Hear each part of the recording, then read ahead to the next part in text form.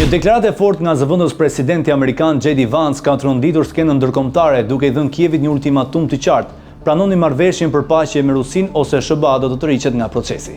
Deklarata u bë gjatë një vizite të Vance në Indi, ku ai u shpreh se është koha për të thënë po ose për të ndalur çdo përfshirje. Sipas planit të propozuar nga administrata Trump, paqja kërkon lëshime të ndjeshme nga Ukraina, përfshirë njojën e Krimes si territor rus dhe njojën de facto të kontrollit të Moskës mbi pjesë rajonale të Luhanskut, Donetskut, Khersonit dhe Zaporizhzhas.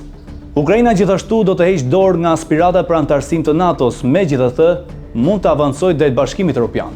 Në këmbim, Kievi do të përfitonte një garanci sigurie nga disa vende europiane, një kthim simbolik të territorit të pushtuar në rajonin e Kharkivit dhe mundësia për kalim të lirë në lumin Dnipër. Po ashtu përmendet një ndihmë e paqartë financiare për rindërtimin e vendit. Nga ana tjetër, Rusia do të siguronte jo vetëm njojën ndërkombëtare në disa territore të pushtuara, por dhe heqjen e sanksioneve të vendosura që nga viti 2014 dhe rritje të bashkëpunimit ekonomik mes SBA-s, sidomos për energji në industri. Presidenti i Ukrainës Volodymyr Zelensky e ka përjashtuar më herët çdo mundësi për të pranuar një marrëveshje që legjitimon pushtimin rus. Ndërkohë, presioni ndërkombëtar po rritet ndërsa bota pret në ankth përgjigjen e Ukrainës.